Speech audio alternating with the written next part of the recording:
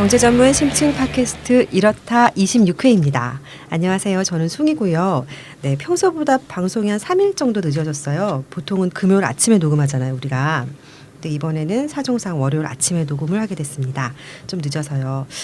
혹시 기다리시고 계셨던 청취자분들께는 죄송하다는 말씀을 아니 기대입니다.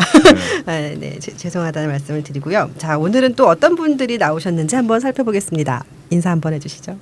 안녕하세요. 기후변화의 심각성을 절감하고 있는 찬희쌤 인사드리겠습니다. 예, 안녕하세요. 저는 태양열 발전을 심각하게 고민하고 있는 유프로입니다. 아파트에도 그거 달 수 있을까요? 아파트죠? 아파트죠. 네. 그 아파트 주민회의에서 아마 회의를 해서 좀 텔레비전에 뉴스를 봤는데 네. 그 태양열 발전 설치한 가구에서는 그렇게 전기를 많이 안 사용했다고 하더라고요. 해야 돼요 이거. 역시 부소장님들은 역시 전 지구적이거나 사회적인 문제들에 대해 생각하시는군요. 누구세요, 근데? 슈퍼바이저입니다. 저는 그냥 집이 더워서요. 피난 아니 피서 네. 사무실에 주로 살고 있는 슈퍼바이저입니다. 네, 인사말들 들어보니 너무 마음이 아프네요. 더위에 전부 열받으신 것 같아요. 전부 열받았어요 지금. 더위뿐이 아니고 뭐 한전이 뭐 세계적으로 수익이 발휘된다 그래갖고 열받았어요. 네. 네, 그럼 먼저 지난 한 주 동안 있었던 주요 경제 이슈를 우리 유프로님께서 짚어주시겠습니다. 예, 오늘 진행할 본 주제와 관련된 뉴스를 골라보았습니다. 우리나라 가계소득이 지난 2분기 그러니까 4월, 5월, 6월에 사실상 제자리 걸음을 했는데요. 씀씀이는 줄어들었다고 합니다. 네. 그런데 유독 담배와 술에 대한 지출은 증가했다는 소식입니다. 뭐야 이거. 날도 더운데 이렇게 뉴스도 갑갑하네요. 네. 그러니까 이제 쓸 돈은, 그러니까 쓴 돈은 그대로인데 담배는 더 피고 술은 더 마셨다. 근데 더운데 술을 왜 더? 더우니까 술을 마시죠. 더우니까 더우면 맥주라도 먹어야지. 술 먹으면 더워요. 뭔가 그렇게 뭐 인간이 합리적으로 행동해요. 정말 열받는데. 예, 계속하겠습니다. 네. 그 통계청이 지난 19일에 발표한 자료에 따르면 2016년 2, 4분기 가계 동향이라는 자료입니다. 이에 따르면 지난 2분기 월 평균 가계 소득은 430만 6천 원인데 2015년 같은 기간 2분기에 비해서 0.8% 정도 증가했습니다. 그런데 물가 상승률을 감안한 실질 가계 소득은 증가율이 제로라는 거죠. 그 소득은 1년 동안 경제가 움직여 왔지만 제자리금을 했다는 걸 알 수가 있고요. 그런데 소득이 정체한 상태에서 씀씀이는 더 줄어들었습니다. 사람들이 저축을 많이 한다는 거죠. 많이까지는 모르겠지만 더 많이 한다는 거죠. 그래서 이 구체적 수치를 알아보면 지난 2분기 월 평균 지출은 328만 1천 원으로 1년 전과 같았습니다. 따라서 물가 상승분을 감안하면 0.9% 정도 줄어졌다는 거죠. 그렇겠네요. 결국 소비 지출을 가처분 소득이라고 하는데 소득 중에서 우리가 쓸 수 있는 것은 세금을 일단 낸 것만 쓸 수가 있잖아요. 그걸 가처분 소득이라고 하는데 소비 지출을 가처분 소득으로 나눈 평균 소비 성향은 70.9%로 역대 최저치를 기록했습니다. 역대 최저치. 100원의 소득이 생기면 70 정도를 소비한다라는 거죠. 이게 역대 최고로 낮은 수준입니다. 그만큼 소비가 위축되었다는 뜻이죠. 네, 소득도 줄어들고 미래도 불확실하고 그러니까 씀씀이를 줄이는 것 같네요. 그렇죠. 네, 그런데 이제 주의 깊게 봐야 될 것은 유독 주류와 담배 소비가 크게 늘어났다는 겁니다. 그러니까 지난 2, 4분기에 한 가게가 평균적으로 주류와 담배에 쓴 돈은 3만 5천 원으로 전년 동기 대비 7.1%나 증가했습니다. 특히 담배 지출이 증가했대요. 10.9%로요. 담배값도 비싼데. 예, 맥주나 주류는 0.2% 소폭 늘어났는데요. 네, 그러니까 어쨌든 서민의 시름이 깊어간다 이렇게 해석할 수 있겠네요. 네, 그렇게 해석할 수 있을 것 같습니다. 그렇게밖에는 해석할 다른 방법이 없죠. 방법이 있죠. 옛날에 담배값까지 올랐는데 담배 지출은 더 늘었단 말이죠. 내가 옛날에 북한이 고난의 행군할 때 담배 소비가 늘었다는 걸 신문에 본 적이 있거든요. 그렇죠. 힘들면 먹을 것도 없고 담배밖에 못 피는 거지. 북한 사람들 진짜 담배 많이 핍니다. 그렇더라고요. 누구는 그러더라고요. 거기 마약이 없어서 담배를 많이 하는 거라고 그러더라고요. 우리도 다른 대체 상품이 없기 때문에 어쨌건 간에 이렇게 평균 소득과 평균 소비가 정체된 상황에서도 문제가 있는 게요. 소득의 양극화는 심화됐대요. 그러니까 지금 아까 소득은 그대로고 소비는 약간 줄었잖아요. 평균적으로 했을 때. 네, 근데 양극화는 더 늘었다는 거예요. 지난 2분기에 1분위 그룹과 2분위 그룹, 그러니까 하위 20%까지 하고 하위 20%에서 40%까지의 이제 가계소득은 오히려 줄었답니다. 그런데 3, 4, 5분위가 상위 60% 이상의 소득은 늘었다고 합니다. 특히 저소득층인 1분위는 버는 것보다 쓰는 것이 더 많은 적자 가구가 무려 44%에 달한다는 통계치가 보도되었습니다. 네, 제 생각에는 이 소득이 양극화하고 소비 위축이 뭐 동전의 양면 같은데요.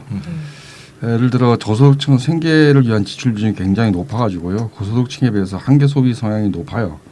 그렇기 때문에 저소득층 임금이나 소득을 늘려주는 방향으로 정책 전환이 필요한 거 아닌가 이렇게 생각이 듭니다. 이게 오늘 우리가 좀 깊이 좀 다뤄야 할 주제일 것 같습니다. 근데 적자 가구가 44%에 달한다. 1분위에서 이야기는 가계부채가 생계형 가계부채가 계속 늘어난다라는 그 얘기죠. 그렇죠. 빚 없이는 뭐 생활을 이제 우리가 유지할 그 얘기 수가 할 텐데 없다 이런 얘기. 딱 보이네 벌써. 근데 빚을 어디서 낼지 모르겠어요. 러시안 캐시? 샨화머니, 산화머니. 네. 네, 그러면 이번 방송 주제로 한번 들어가 보겠습니다. 네. 지난 시간에 우리 디플레이션을 다뤘잖아요. 네네. 디플레이션이 얼마나 나쁜지, 디플레이션을 극복하기 위한 조치, 그러니까 리플레이션이라고 했었죠. 네네. 그 리플레이션을 위한 방도가 어떤 것인지 이렇게 차근차근 짚어봤었는데요. 네, 그렇습니다. 그런데 그 결론이 착잡하게도 뭐 별 뾰족한 수가 없다. 이런 거였던 것 그래서 같아요. 결론이 아주 착잡했습니다. 네, 그러니까 뭐 경제학 교과서에 없었던 그 마이너스 금리를 막 이제 그런 정책을 써도 양적 완화를 해도 디플레이션에서 좀처럼 헤어나질 못하잖아요. 네네. 그러다 보니까 이제 돈을 막 뿌리자 이런 헬리콥터 머니 이런 얘기까지 거론이 되고 있는 상황인데요.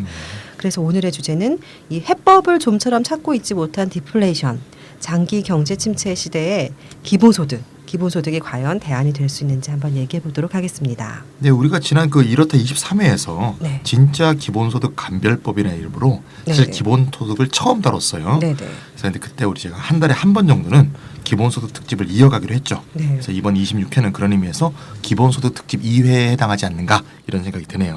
네, 그렇기도 하고요.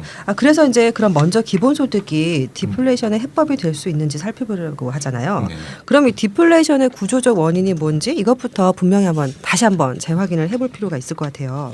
지난 방송에서도 말씀드렸듯이 통화량을 조절한다든지 하는 거시경제 변수만의 조절로서는 네. 현재의 경제 침체를 극복할 수가 없다라는 거죠. 그렇죠. 현재의 경제 침체에는 구조적 원인이 결부되어 있는데 그것은 간단히 말해서 소득 불평등입니다. 따라서 소득 불평등을 교정할 수 있는 구조적 정책이 이루어져야 우리는 디플레이션 수렁에서 헤어날 수가 있는 거죠. 뭐 양적 완화나 마이너스 금리 정책이나 하는 비전통적인 정책도 전혀 효과가 없는 것은 아닙니다. 그런데 이것은 고통을 연장시킨다고 할까요? 약간의 진통제 같은 역할은 하지만 구조를 바꿀 수는 없다라는 거죠.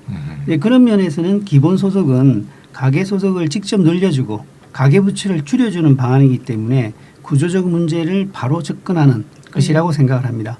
따라서 적극 검토해야 할 대안으로 저는 생각하고 있습니다. 그러니까 이제 결국 소득 불평등 그로 인해서 부채 의존 소비를 하는 이것이 바로 문제의 핵심이다라는 말씀이신데요.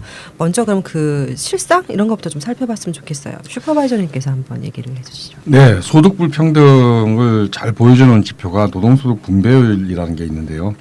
그러니까 GDP 중에서 노동소득이 차지하는 비중을 나타내는 겁니다. 물론 이 노동소득에 자영업자 소득을 넣느냐 안 넣느냐에 따라서 좀 다르게 나타나기도 합니다.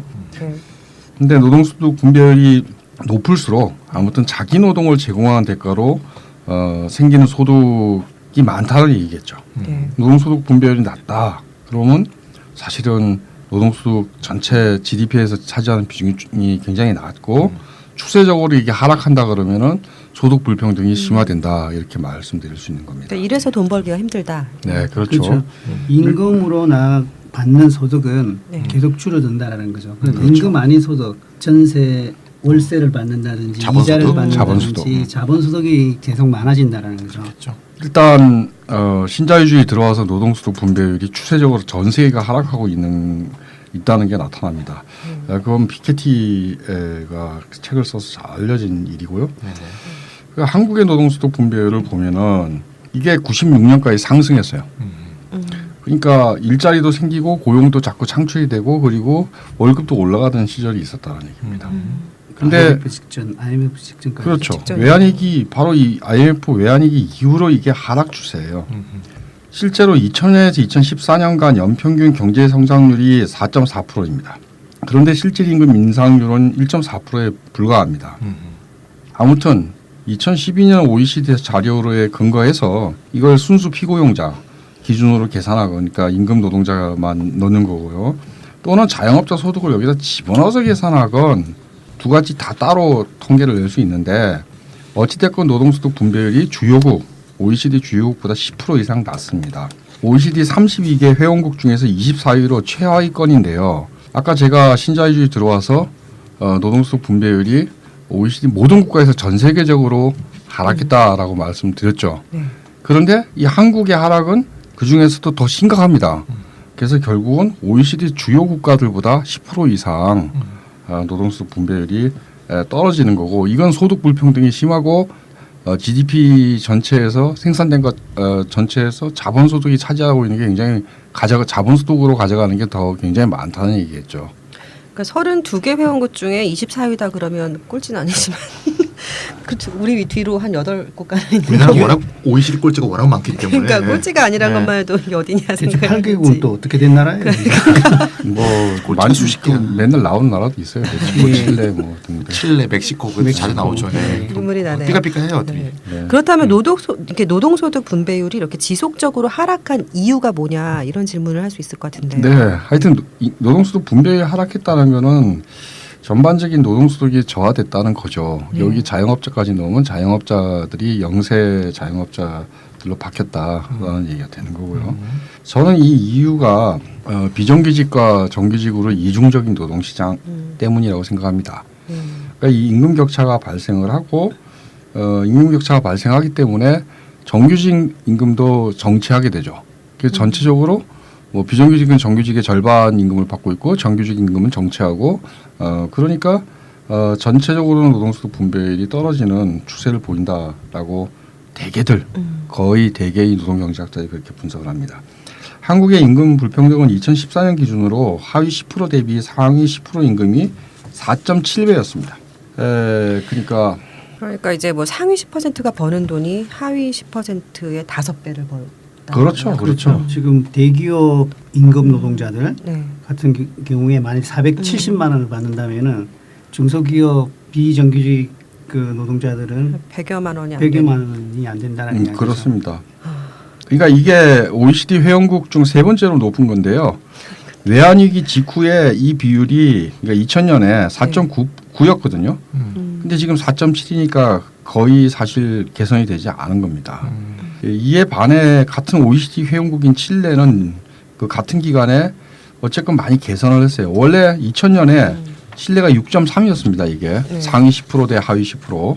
네. 이 6.3이니까 어마어마한 임금 격차에 있었던 거죠. 근데 이게 지금 현재 4.7까지 개선이 됐어요. 근데 한국에서는 신자유주의 노동위원화로 임금 소득 기반이 무너지고 임금 격차가 아무리 생겨나도 정부는 거의 아무 일도 하지 않았다라는 것입니다. 그러니까 벌이가 좋지 않으면 쓸 돈도 없고 뭐 쓸 돈이 없으면 결국은 돈을 빌려야 되는 게 당연한 네네. 건데요. 네네. 네, 이걸 좀 이렇게 있어 보이는 말로 소득 불평등이 부채 의존 소비로 이어진다 이렇게 말하게 되는 거죠. 네네. 있어 보이는 말로. 말이 갑자기 있어 보이네. 이게 슈퍼바이저님 얘기는 결국 이제 노동과 자본의 분배에 있어서도 노동소득 분배율이 떨어지고 있는데 네. 노동 안에서도 또 격차가 커진다. 이 두 가지를 다 얘기하신 것 같아요. 그 격차 때문에 거꾸로 노동과 자본의 분배에서 그렇죠. 자본을 더 많이 갖고 와. 어쨌건 이제 소득이 줄어드니까 네. 빌려서라도 살아야겠죠. 그래서 제가 지금 한국은행 가계부채 자료가 요 앞에 있는데요. 네. 가계부채 총액이라는 개념을 먼저 좀 이해하실 필요가 있는데요. 가계부채 총액. 총액. 가계부채 총액은 뭔가 하면 좀 쉽게 얘기해서 가계 대출하고 네. 신용카드 사용액을 합친 거. 이게 이제 가계부채 총액입니다. 우리나라 가계부대출 총액이 2016년 1분기 기준으로 1,223조 7천억 원이니까 1,200조가 넘는. 네, GDP의 84%를 넘어섰어요. 심각한 상황입니다. 신흥국 중에서 단연 1등입니다. 아유. 특히 2011년 6월 이래로 한국은행이 기준금리를 계속 내렸거든요. 지난 5년간. 네, 네. 한마디로 이제 자꾸 빌려가라 이렇게 한 거죠. 그래서 가계 소득 기반은 늘어나지 않으면서 금리 정책으로 소비를 계속 유지하려고 한 아까 좀 전에 뭐라 그랬죠? 부채 의존 네네. 소비를 유도했다. 이게 이제 통계적으로 나타나고 있습니다. 뭐 가계대출이 위험 수위에 도달했다 이런 얘기는 하루 이틀 얘기가 아니고 신문 봐도 늘 항상 그런 기사가 네네. 쏟아지고 있는데요. 네. 그럼 가계대출은 도대체 어떤 이유, 어떤 그 사유가 뭘까요? 왜 네네. 빌리는 그 걸까요? 보도를 한번 보니까 세대별로 네. 좀 차이가 있는데요. 네. 20, 30대는 주로 뭘까요? 학자금 학자금. 대출. 20대는 네, 그렇겠죠. 3, 40대는 이혼이나 사업 실패로 인한 소득 단절이나 네. 자녀 교육비, 아. 뭐 사교육비 이런 거 많이 들죠. 50대 이상은 역시 당연히 아프니까 몸이 맞습니다. 가족 병원비 등의 특징이 있고요. 그다음에 이게 이제 세대별 특징이고요. 네. 모든 세대에 걸쳐서는 주택 구입 또는 전월세 등의 주택 관련 대출이 굉장히 많습니다. 전반적으로 다 생계형 대출입니다. 그러니까 생활비에 비해서 소득이 부족하다 그런 얘기라고 볼 수 있죠. 근데 문제는 말이죠. 이렇게 주목해야 되는 건 꼭 대출 증가가 꼭 대출이 필요한 사람이 꼭 대출을 하려고 해서 일어나는 면도 있지만 네. 금융업체들이 이렇게 대출을 막 부추깁니다. 그 길거리 한번 돌아다니다 보면 대출 광고가 굉장히 많죠. 많죠. 내가 최근에 가장 그 눈여겨본 그 광고가 30일 무이자 대출. 네네.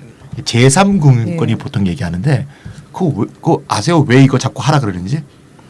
아니 근데 진짜 그러니까 무이자 대출을 하면 네. 30일 지나서 30일 안에 돈 갚으면 이자가 없는 이자가 없는 거예요. 그리고 굉장히 좋아 보이잖아요. 네. 근데 이게 한 번이라도 요 대출을 받으면 네. 1금융권, 2금융권에서 대출이 안 된대요. 어쨌건 간에 소득 상위자뿐만 아니라 저소득층까지 비즈니스의 대상으로 삼는 그 금융시장의 경쟁 격화가 대출을 더 부추기는 면도 있다는 점, 요 점을 좀 생각할 필요가 있습니다. 우리가 혹하죠. 지나가다가 네. 그런 걸 보게 되면 네. 급전이 필요한 사람들이 네. 전 문자가 그렇게 많이 와요. 그거 벌써 이제 KT 아니에요 혹시? 네 맞아요. KT가 그때 왜 다 유출됐잖아. 아 개인정보 때문에 중국에서 오는 걸 겁니다. 아마. 예. 어떻게 내가 돈 빌린 돈이 없다는 걸 아는지 다 기가 알죠. 막히게. 예, 다 알죠. 예. 네. 네, 이렇다 해서 이제 저번에도 다뤘는데요. 최근에 이제 부동산 담보 대출이 크게 늘었잖아요. 네네. 가계 부채가 심각한 수준인데 이게 주택의 버블, 그러니까 부동산 버블이 터지는 걸 막기 위해서 정부가 계속 무리한 그 부동산 담보 대출을 부추기는 것 같다는 생각이 들어요. 네, 제대로 보셨습니다. 그 LTV라고 있죠. 네. TV 이름이 아닙니다. LTV. 네. LTV라고 담보 인정 비율이라고 있는데, 그러니까 이제 담보로 잡는 그 자산의 가치에 비해서 몇 프로까지 대출을 해줄 수 있는 것이냐. 요 맞아요. 비율이 높아질수록 대출이 더 많이 늘어나겠죠. 또는 DTI라고 총 부채 상환 비율. 요 규제를 현 정부 들어서 대폭 완화했습니다. 그래서 지난 한 4년 동안 주택담보대출이 지난 4년 동안 굉장히 급증했죠. 그러니까 네. 정부가 정책적으로 부채 의존 소비를 유도한 거라고 볼 수 있어요. 부채를 자꾸 늘리라고 한 거죠. 2016년 8월 10일 한국은행에 따르면 주택담보대출 잔액이 506조 6,400억에 달한다고 합니다. 제가 아까 가계부채 총액이 얼마나 그랬죠? 1,200조 정도 됩니다. 1,200조 된다 그랬죠. 네. 가계대출 중 75%가 주택담보대출인 셈입니다. 진짜 많네요. 가계 대출이 그러니까 75%다. 예. 주택담보대출이. 예, 저도 이제 통계 보고 와. 깜짝 놀랐어요. 네. 그래서 더 심각한 게 더 있는데요. 네. 올해 2월이에요. 올해 2월부터 이제 거치 기간은 이제 원금을 갚는 기간이죠. 이게 1년으로 막 줄였어요. 네. 그래서 2월부터 수도권에서 그렇게 시행을 했죠. 그런 식으로 이제 너무 주택담보대출이 많이 늘어나니까 정부가 요 규제에 들어갔거든요. 잠깐만. 규제에 들어갔는데도 주택담보대출이 계속 늘었어요. 그럼 도대체 왜 늘었느냐? 그랬더니 은행 등 제1금융권 대출이 어려워지니까 요 거치 기간이 줄어드니까 네. 저축은행 등 제2금융권 대출이 큰 폭으로 증가한 거예요. 그러니까 결국 얘기하면 가계대출의 질이 더 나빠진 거죠. 당연히 저축은행은 은행보다 이자율도 높고 그렇잖아요. 그래서 가계대출 총액이 그래서 1,200조가 이제 넘게 된 거죠. 예. 그 치 기간을 1년으로 줄였다는 것은 이자만 내는 기간을 1년으로 줄였다는 거죠. 그렇죠, 그렇죠. 예. 1년 지나면 바로 원금을 갚아야 원금을 되니까 갚을 수 있어요. 아무래도 이제 부담이 되는 거죠. 부담이 돼요. 예. 그 또 하나 문제는 이제 가계대출 총액이 이제 아까 제가 1,200조라 그랬잖아요. 네, 네.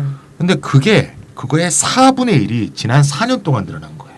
아. 현 정부 출범 직전이 2011년에는 가계부채 총액이 916조였어요. 근데 그게 꾸준히 증가해서 지금 1,223조가 된 거거든요. 300조 이상 늘었네요. 네, 그러니까 총 가계부채의 4분의 1이 지난 4년 동안 다는 거예요. 이 우리나라 역사적으로 볼 때. 이게 MB 정부 때도 꽤 늘었던 거죠. 예, 또 MB 정부 때도 계속 늘었죠. 예. 그러니까 지난 한 8년? 예, 그래서 현 정부가 이제 가계소득은 늘리지 않으면서 가계부채에 근거한 내수부양 정책을 계속 펼치다 보니까 나라가 요 모양이 되고 있다. 이렇게 우리가 알 수가 이게 있습니다. 들으면 들을수록 심각하다는 생각이 심각합니다. 드는데요.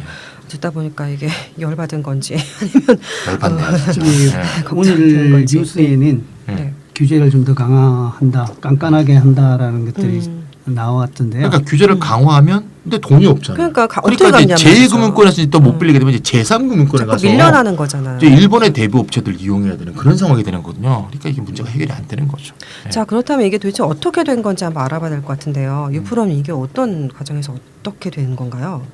예, 우리가 이제까지 이렇다를 하면서 네. 세계적인 추세를 먼저 보고 그 다음에 한국 상황을 얘기했는데요. 네. 오늘은 그 반대로 거꾸로 이야기가 왔네. 진행이 네, 맞습니다. 되는데 네. 네. 다시 한번 세계 전체적인 구도에서 말씀을 드려야 될 것 같아요. 네네. 네. 이 부채 의존형 경제 성장 모델이라는 것은 사실 신자유주의 시대에 중심국이라고 하면 미국, 영국, 유럽이 되겠죠. 네. 유럽의 기본 노선이었습니다. 기업이든 소득 상위층이든 소득 저소득층이든 막론하고 부채가 늘어나는 방식으로 경제가 성장했던 거죠. 네. 근데 반면에 중국을 비롯한 신흥국에서는 수출 주도 성장의 형태로 경제 성장이 이루어졌습니다. 그러니까 이 세계 경제 차원에서는 이 두 모형의 결합은 국제 수지 불균형의 심화를 필요 조건으로 했습니다. 그렇죠. 그러니까 수출을 해서 얻어들인 흑자를 다시 선진국에 빌려주는 구조가 또 정착이 됐던 거고요. 그러니까 그 빌려준 돈을 가지고 선진국에서는 또 낮은 금리로 그 대출을 해줬던 거죠. 저 중국이 이제 돈을 많이 벌고 네. 그 수출을 해서 그 돈으로 미국 국채를 사고 국채를 사고 예. 그러면 금리가 떨어지고 예. 그게 그렇게 해서 예. 사실은 금융버블의 원인을 제공했다라고 그렇죠. 할 수가 있죠. 선진국에. 예, 그래서 결국 2008년에 금융위기가 터졌던 거죠. 맞습니다. 근데 현재는 두 매들이 모두 작동하지 않습니다. 그러니까 중심국은 더 이상 부채를 늘려갈 수가 없기 때문에 막다른 골목에 다다랐거든요. 그렇게 되면서 중심국의 수요가 줄어들었고 이에 따라서 신흥국의 수출 주도 성장도 막다른 골목에 다다란 거죠. 그러면서 세계 경제의 장기 침체가 전면화되고 있다라고 말씀드릴 수 있겠습니다. 우리나라 옛날 속담에 왜 제주는 곰이 피고 돈은 떼놈이 번다는 말이 있는데 이때까지 반대였네요. 돈은 그러니까 일은 떼놈이 하고 죄송합니다. 듣습니다. 예. 네네. 네 죄송합니다. 네, 네. 그러니까 이제 중심국이 부채 의존형 성장이고 신흥국은 수출 주도형 성장이다. 이게 거의 공식처럼 돼 있었잖아요. 네. 근데 우리나라는 그렇게 해서 저는 수출 주도형 신흥국 아니었나 이렇게 생각했었는데 우리가 부채 의존형으로 바뀐 걸 보면 선진국이 됐나 봐요. 선진국 그렇죠. 반열에 예, 들어간 생각이 우리나라는 드는데. 특별한데요. 네. 선진국적인 특징으로서의 부채 의존 성장 그리고 수출 주도형 경제로서의 경제 성격을 동시에 가지고 있습니다. 네. 아직까지도 우리는 수출 주도형 경제라고 할 수가 있고요.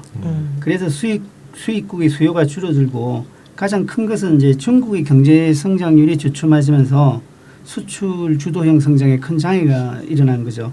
근데 중국 수출과 관련해서는 우리나라의 중간재 수출이 많이 줄어들었는데요.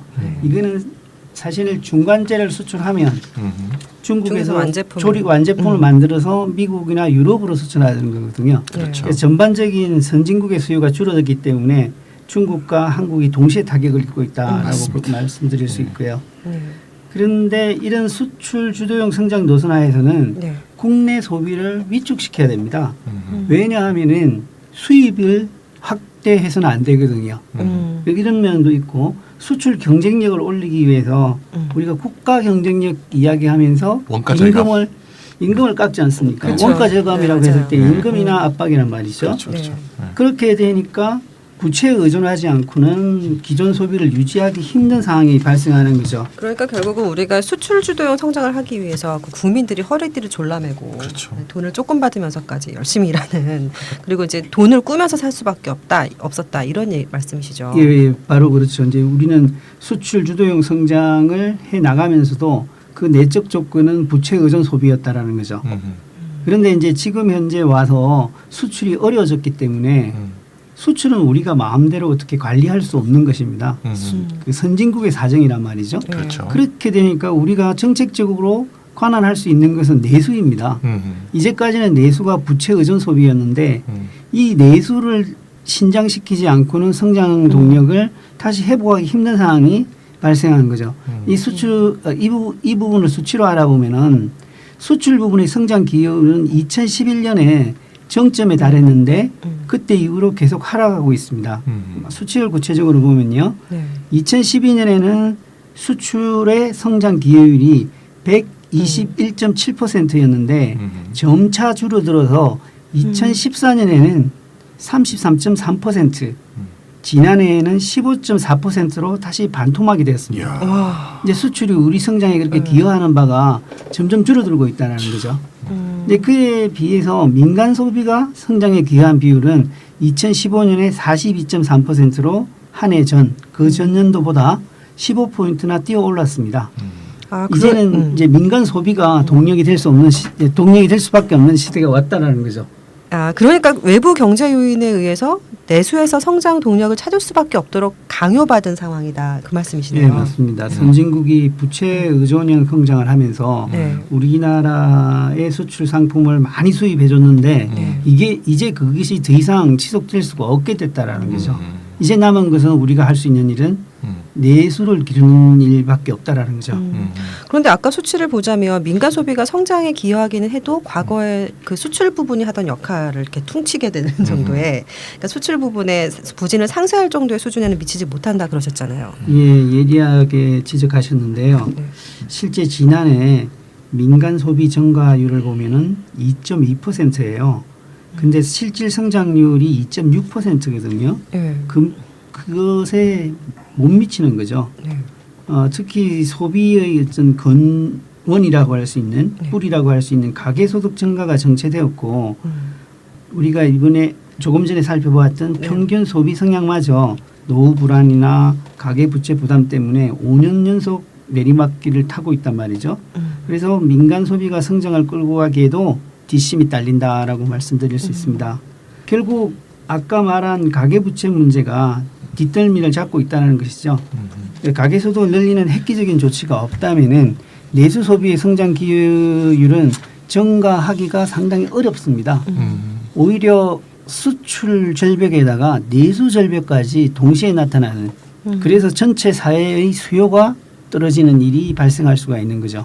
네, 여기서 한번 중간 정리를 해보겠습니다. 이제 더 이상 수출을 성장 동력으로 삼을 수 없는 한국 경제의 현 시점에서 내수가 중요해졌는데 그 가계 부채가 심각한 상황에서는 부채에 의존한 내수 확대는 이미 이제 한계에 직면해 있다. 그렇겠네요. 네, 그러므로 부채 의존 모델로부터 탈출을 하고 가계 소득을 직접 늘려주는 획기적 조치가 필요하지 않을까.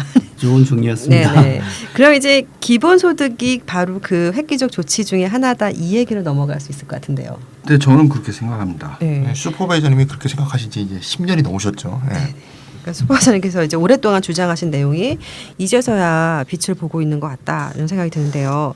그 슈퍼바이저님께서 생각하는 기본소득론 이것을 이제까지 우리가 쭉 얘기해왔던 가계소득 증가와 소득 불평등 해소, 내수 기반의 성장의 동력 뭐 이런 관점에서 좀 말씀을 해주셨으면 좋겠어요. 네, 기본소득에도 여러 모델이 있을 수 있는데요. 근데 지금 얘기하신 소득 불평등을 없애고 내수 기반을 형성한다. 이 관점에서 볼 때 가장 강력한 모델은 역시 위에서 아래로의 소득 재분배를 조세를 통해서 하는 모델 이게 아닐까 생각합니다. 그러니까 복잡한 뭐 숫자는 생략하고 그냥 단순하게 말한다면은 위에서 아래로 재분배 모델에서 이거는 상위 소득이 감소하는 만큼 하위 소득이 증가하는 거죠. 그리고 일단 뭐 중위 소득은 변화가 없다고 가정할 수도 있을 거고요. 하지만 좀 더 넉넉한 혹은 좀 더 강력한 재분배 모델이라 하면 중위 소득자도 이득을 보는 모델을 우리가 설계할 수도 있겠죠. 네. 자, 그럼 이런 소득 재분배가 어떻게 가계소득 기반을 만들어 주는가? 어떻게 해서 지금 문제가 되고 있는 소비 절벽 문제에 대해서 해법이 될 수 있는가? 이걸 따져볼 필요가 있겠네요. 네. 일단 저소득층의 소비 성향은 고소득층의 소비 성향과 큰 차이가 있습니다. 네. 그래서 승수 효과가 저는 나타날 수 있다라고 봅니다. 승수 효과요? 네, 그건 좀 뒤에 설명을 드리기로 하고요. 다시 말해서 기본소득을 지급할 때 고소득층 소비 감소보다 저소득층의 소비 증가가 훨씬 크다. 이렇게 우리가 가정할 수 있다라는 겁니다. 근데 보통 고소득층이 저소득층보다 소비를 더 많이 하잖아요. 이제 한 개인으로 보면 당연히 고소득층이 돈을 더 많이 쓰죠. 그렇죠. 근데 이제 경제 총량으로 보면 좀 얘기가 달라질 수 있는데 네. 소득 대비로 보면 다르죠. 그러니까 좀 단순화된 모델로 이렇게 좀 설명하면 쉬울 것 같은데요. 네. 연간 10억을 버는 사람이 한 명이 있고 네.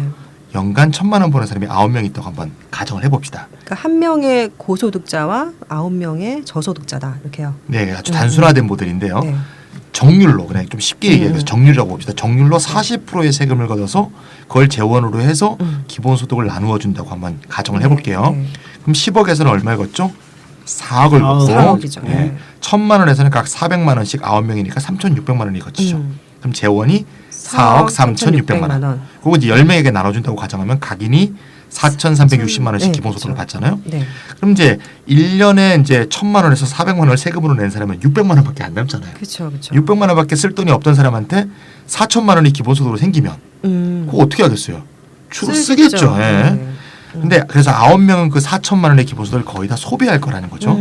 물론 뭐 저축도 조금 하겠죠. 그렇죠. 예, 근데 4억을 세금으로 내도 아까 10억 버는 사람은 아직 6억에 남아 있지 그렇죠. 않습니까? 그렇죠? 네. 그러면 애초에 그 6억 갖고 또 막 쓰지 않겠습니까? 그렇죠. 그래서 그 나머지 그 세금으로 했던 4억이 세금으로 내지 않고 수중에 있었다고 해도 아마 다 쓰지는 않았을 것이다. 못 쓰죠 다. 예.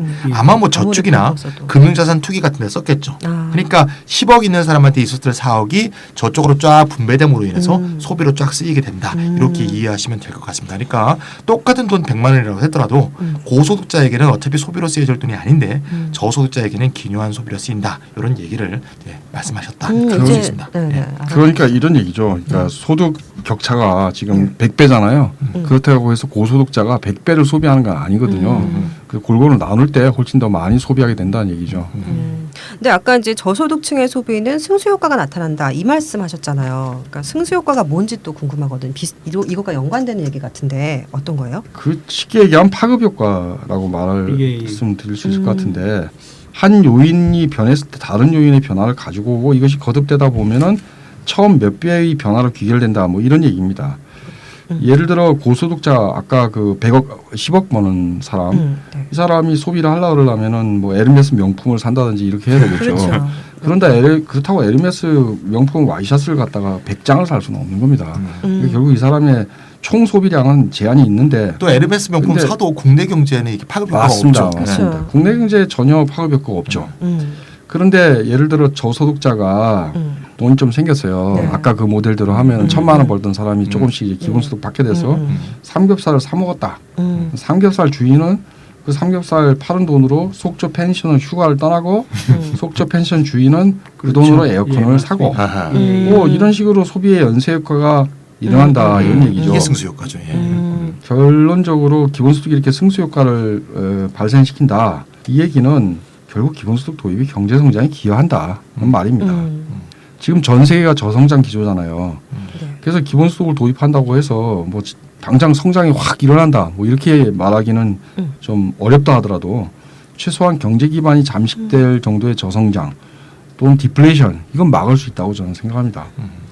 물론 지금 우리가 이 사고 실험을 한 건데 여기에는 이자율이라든지 물가, 노동시간 변수 같은 다른 거시 변수는 전혀 고려하지 않았죠. 매우 단순한 사고 실험입니다. 그런데 이 사고 실험에서도 우리가 분명히 알 수 있는 게 있어요. 뭐냐, 조세의 재분배 성격을 강화하자. 그래서 기본소득을 도입하면 그것만으로도 경제가 성장할 수 있다라는 것을 우리가 알 수 있는 겁니다. 네, 이제 기본소득의 선구자이신 우리 슈퍼바이저님의 말씀 들었는데요. 딴 분들은 또 어떻게 생각하세요? 네, 뭐 결국 뭐 기본소득이 소득 불평등을 시정하자는 거니까요. 네. 이 소득 불평등을 시정해야 성장에 도움이 된다는 지적은 뭐 사실 OECD나 IMF도 최근에는 이제 하고 있는 얘기인데 2014년 12월에 OECD 보고서가 나왔어요. 네. 소득 불평등 추세와 경제 성장에 대한 영향인데 거기도 이제 그런 주장을 했고요. 작년이죠. 2015년 6월에는 그 유명한 IMF 보고서가 나왔습니다. 많은 사람들이 이제 인용을 하는데 소득 불평등의 원인과 결과 전 지구적 관점이라는 이제 글이 나왔는데 IMF까지. IMF에서 그 IMF 보고서에 따르면 이런 내용이 나옵니다. 그 상위 20%의 점유율이 소득 점유율이 네. 1% 증가할 때 이후 5년 동안 GDP는 0.08포인트 감소한답니다. 그러니까 상위 소득자의 소득이 증가하면 GDP가 오히려 감소한다는 얘기죠. 이 얘기는 그 유명한 트리클 다운 이펙트, 예, 그림바 그 뭐 낙수 효과죠. 낙수 효과. 네, 부자를 부유하게 하면 그것이 경제 전반에 말하자면 성장에 영향을 미친다는. 그래서 다른 소득 계층들도 부유해진다는 그게 맞지 않는다는 거죠. 네. 그 반대로 하위 20%인 가난한 사람들의 소득 점유율이 1% 상승하면 바로 0.38%의 성장으로 이어진다고 지적한 바 있습니다. 따라서 이제 기본소득이 뭐 그 사람들이 IMF가 기본소득을 하자 이렇게 주장한 건 아니고요. 어쨌건 그런 관점에서 본다면 기본소득이 저소득층의 소득을 증가시켜 준다면 경제 전체에는 긍정적 영향을 미칠 것이다. 이렇게 충분히 IMF 보고서의 근거에서도 추론할 수 있다. 이렇게 말할 수 있습니다. 처음에 말씀하신 것이 이제 낙수 효과라고 그러셨지 않습니까?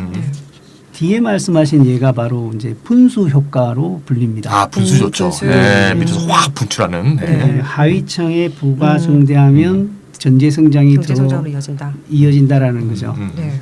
그리고 이제 조금 전에 IMF 이야기하셨잖아요. 네네. IMF가 이게 사실은 월드뱅크와 함께 신자유주의 천병이었어요. 천병이었죠. 그렇죠. 그동안. 근데 요즘 와서 자기 반성을 좀 해요. 네, 입장이 조금 바뀌었죠. 하고 있습니다. 네. 그 다음에 약간 이제 친노동적, 덜 자본주의적인 것이 자본적인 것이 OECD 정도가 되고요. 네. 그 다음에 이제 유엔 산하의 ILO가 이제 국제 노동기구는 친노동적이고 네. 약간 성향이 그런데요. 네. 그 ILO의 연구자들은 그 라보이에나 스톡함이라는 사람이 있는데 네. 이 사람들도 친노동적인 분배를 기조로 하는 사회정책과 임금정책을 추진하면 경제가 성장한다는 임금주도 성장론을 주장합니다. 근데 기본소득 이론이든 임금주도 성장론이든 요지는 분배를 개선해야 성장이 촉진된다는 거죠. 가계소득 기반이 생겨서 이제는 한계에 봉착해버린 부채 의존보다 더 많은 소비가 이루어질 것이라는 거죠.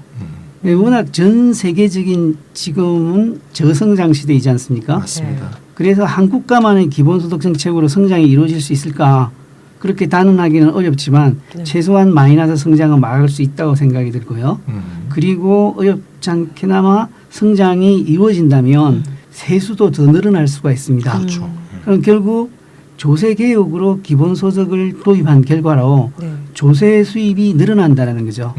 이 말은 기본소득 도입을 위한 조세의 재분배 효과를 강화하는 것은 네. 기본소득의 지속성을 보장할 수 있는 자기 안정장치를 가지고 있다라고 말씀드릴 수가 있는 거죠. 기본소득을 도입하면 재정을 갉아먹는 것만이 아니라 갉아먹는 것이 아니라 오히려 세수 기반을 확장시켜서 재정도 확충시킨다라는 말이죠. 이제 모두 이제 정치경제연구소 대안 소속이시다 보니까 기본소득 지지자. 네네.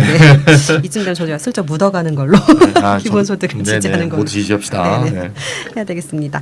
네, 오늘은 기본소득을 국민경제의 활로, 국민경제를 이렇게 활성화시키는 그런 시각, 그런 관점에서 살펴보고 있는데요.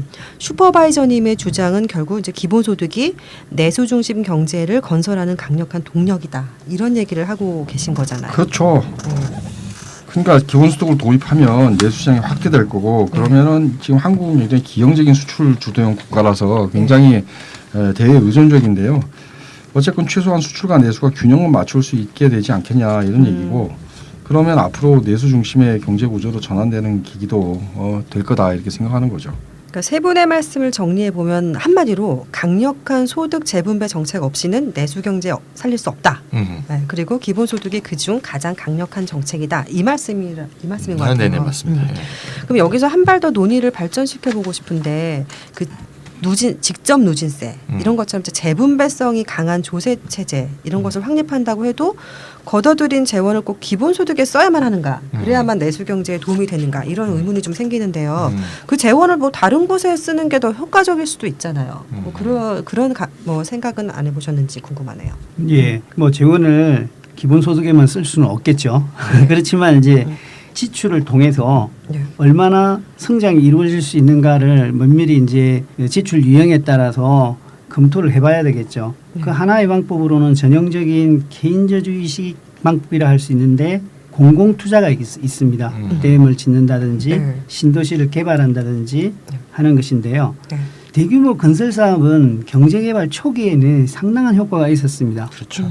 이래저래 있어야 되는 만들어야 되는 사회간접 자본을 확충하는 거였거든요. 그런데 최근에는 이런 것들이 상당히 발전돼 있어서 과잉 상태가 될 수가 있습니다. 추가적인 지출이. 그렇죠. 예. 지금 주택의 수요는 네.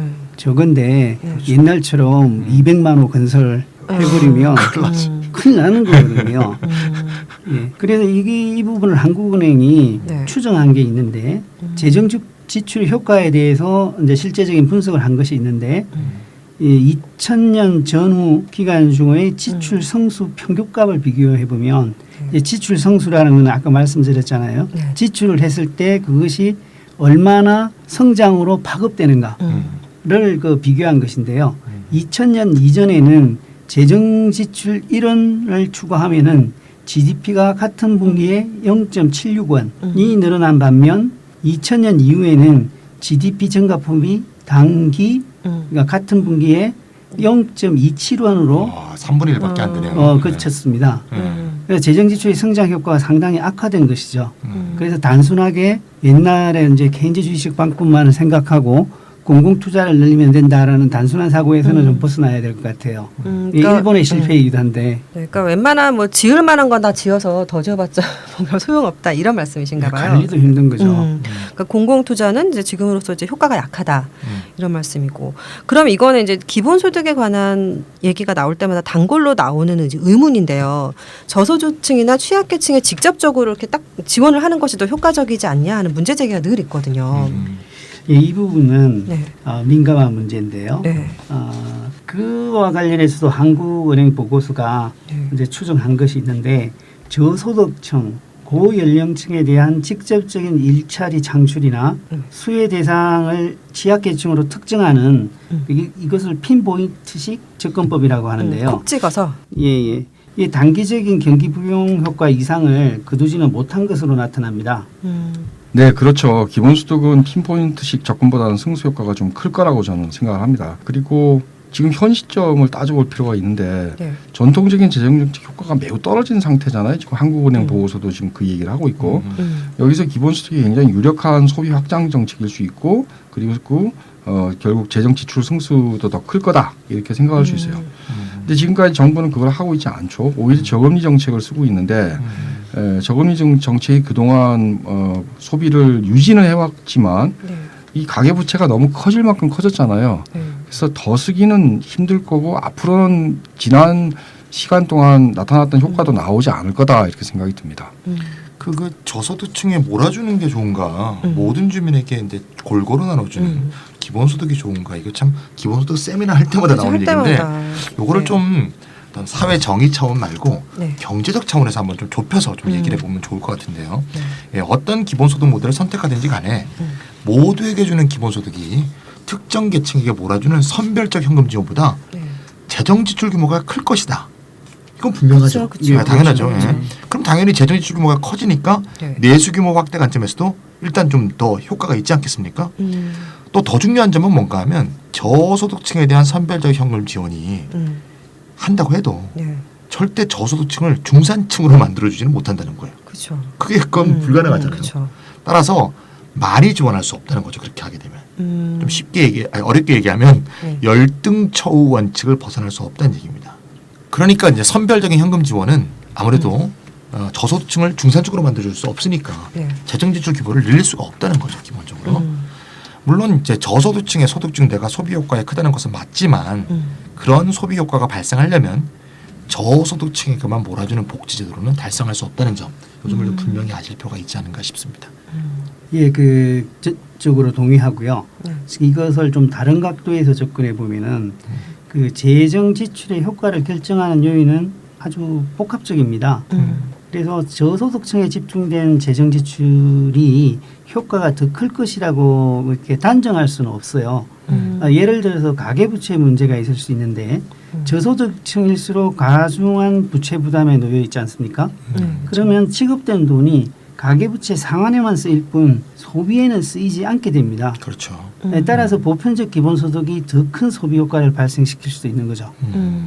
동시에 부채 의존형에서 가계소득 기반형 소비로 넘어가는 단계 초기에는 저소득층의 생계형 가계부채를 탕감하는 정책, 부채 탕감 정책이 필요하다는 거죠. 음. 그리고 기본소득이 도입이 이루어져야 기본소득이 소비로 이어질 수가 있다. 빚을 갚는데 사용되는 데서 끝나는 것이 아니라 소비 지출로 다 할 수가 있다는 거죠. 아, 부채 탕감이 있어야 이제 두 정책을 병행하잖아요. 병행하자. 저소득층은 이제 부채가 많은 상황이니까 기본소득 줘도 그쵸. 부채 빚 탕감을 다 쓸 갚는데, 거 아니에요. 그쵸. 그러니까 빚 갚는데 부채 우선 쓸 탕감하고 테니까. 병행해야 되는 말씀인 것 같습니다. 그리고 이제 공공투자나 저소득층을 이렇게 특정해서 선별 지원하는 것보다 기본소득이 훨씬 효과적이다 이런 말씀이시네요. 뭐 공공투자는 꼭 뭐 사회 기반 시설 그런 같은 토건 산업만 있는 건 또 아니잖아요. 그러니까 의료나 교육 뭐 이런 사회복지 지출에 쓰는 것도 있을 텐데 그런 건 또 어떻게 생각하세요? 효과가 없을까요?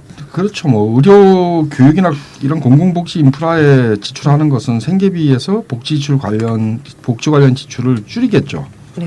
그러면은 그만큼 줄어든 만큼 순소비 지출이 늘어나게 되지 않겠어요? 네. 그래 기본소득과 같은 효과를 낼 거라고 봅니다. 뭐 주거정책 또는 무상 대중교통 또는 무상 통신 뭐 이런 것도 비슷한 효과를 낼 거고요. 그래서 저는 직접 누진세로 조세를 걷어서 매우 재분배성이 강하게 조세를 걷어서 기본소득 지급에 쓰고 네. 그렇지만 한국 입장에서 보면 OECD 기준에 턱없이 모자란 이 사회보장을 확충하기 위해서 나머지를 사용해야 된다고 봅니다. 이거는 좀 좋은 것 같아요. 기본소득과 사회복지 확대가 함께 추진돼야 된다. 거둔 돈을 갖고 주로 기본소득에 많이 쓰고 네. 또 그중에 일부는 사회보장에도 써야 된다 이런 말씀이시죠? 네, 기본소득에 재정이 많이 들어가니까 그런 거고요. 그런데 다른 공공인프라는 사실 기본소득만큼 큰 재정이 들어가지 않는데 한국이 안 하고 있는 거죠. 그러니까 기본소득도 이제 추진을 하고 우리가 재정 지출을 통해서 이제 승수 효과를 이제 기대한다고 했을 때 네. 예전처럼 도로를 까는 것으로만 생각한다면은 토건 산업. 사실 통행료를 받기도 힘든 그렇죠. 사용하지도 않는 도로에까지도 지역까지도 도로를 깔게 된단 말이죠. 그러면 그것은 어떤 혜택이 돌아오지는 않지 않습니까? 이러한 것들을 사회복지 쪽으로 돌리면은 복지 지출이 후생 정진으로 이어질 수가 있다라는 거죠. 그리고 이제 복지 지출로 쓰게 되면은 과잉 생산이 일어나지 않습니다. 예, 우리는 이제 과잉 생산이 문제지 않습니까? 네. 그래서 도로나 또 어떤 식으로든지 생산적인 데 투자를 하게 되면은 또 생산이 이루어지게 되거든요. 그렇기 때문에 후생을 높이면서도 과잉 생산을 유발하지 않는 방향으로의 재정 지출이 필요하지 않나 생각을 합니다. 그러니까 쓸데없이 경전철 같은 뻘짓하지 말고 사회복지를 확대하자. 그렇죠. 말씀. 예, 예.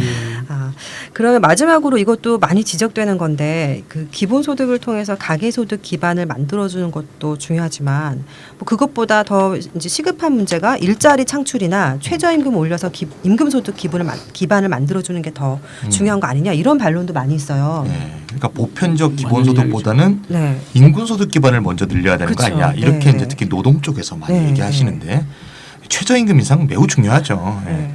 호주의 최저임금이 우리나라 돈으로 가면 한 1만 5천 원 정도예요. 15,000원이요? 예, 15,000원. 예. 호주 달러로 한 17달러 정도 좋은 되거든요. 나라. 예. 네. 한국은 고작 내년에 6,470원이잖아요. 지금 6,030원인가? 예, 내년이 이제 네. 6,470원이 예, 되죠. 합의된 호주가 이제 1인당 GDP가 얼마인가 하면 45,000달러예요. 네. 한국은 35,000달러거든요. 음. 그러니까 호주 GDP는 한국보다 30% 정도 조금 안 되게 많은데 네. 최저임금은 한국의 230%인 거예요. 2배가 훨씬 넘네요. 네, 그러니까 이만큼 한국의 노동자는 극단적으로 이렇게 빼앗기고 살고 있다 이렇게 말할 수 있습니다. 근데 이제 문제는 최저임금은 인상을 해야 되는데 네. 최저임금을 인상해도 충분한 소득 기반을 마련할 수 없다는 게 이제 문제예요. 왜냐하면 임금 소득 기반이 약한 것도 매우 이제 복합적인 원인을 가지고 있는데 네. 우리가 이제 이렇다 해서 여러 번 얘기한 네. 비정규직의 그 불안정 노동 체제 이게 그 가장 큰 문제거든요. 네. 요걸 해결하지 않고서는 최저임금만 올리는 것 갖고는 임금 소득 기반을 만들어낼 수가 없습니다.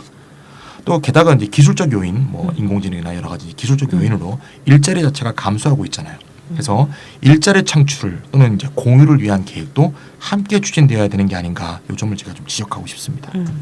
네, 뭐 인공지능이나 뭐 4차 산업혁명 뭐 이런 말도 이제 나오고 있는데 뭐 그래서 일자리가 굉장히 많이 없어질 거다 앞으로.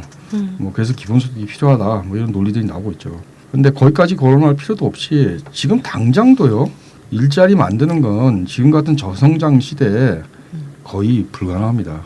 설비 투자가 일단 용이하지 않아요. 누가 지금 같은 저성장 시대에 소비 수요 자체가 굉장히 적은데 대규모 설비 투자를 하려고 하겠어요. 그리고 기술 혁신 기업은 그렇게 많은 이 투자 자금이 필요하지 않습니다. 설비 투자를 많이 한 기업들이 부실화됐죠 지금. 그렇죠. 두산 같은 업체. 그렇습니다. 네. 그래서 결국은 신규 일자리 창출이 어려워요. 그럼 일자리를 어떻게 일자리 문제를 해결을 해야 되느냐? 제 생각에 노동시간 단축밖에 없다. 그래서 그렇죠. 맞습니다. 전체적으로 일자리가 더 많이 늘어나게 하는 것밖에 없다. 근데 기본소득이 만약 도입된다고 한번 생각을 해보세요. 네.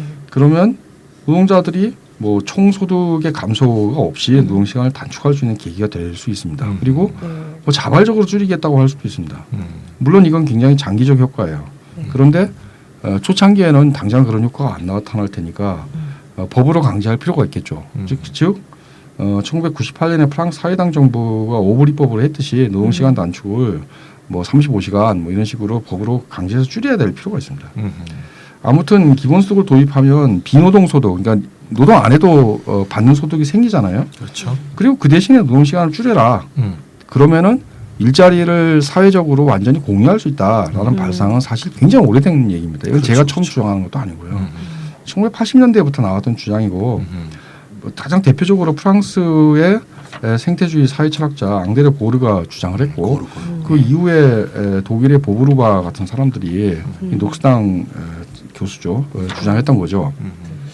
최저임금 문제와 관련해서 한번 말씀을 드리자면 차인 선생님이 아주 중요한 말씀을 하셨는데 그러니까 최저임금 인상만으로 불안정 노동 체제를 없앨 수는 없다. 그러니까 임금 인상에 한계가 있을 수밖에 없다. 미국에도 굉장히 많이 올렸잖아요. 그런데 일자리 질이 그렇게 크게 좋아지지 않는 이상은 임금이 오르지 않았거든요.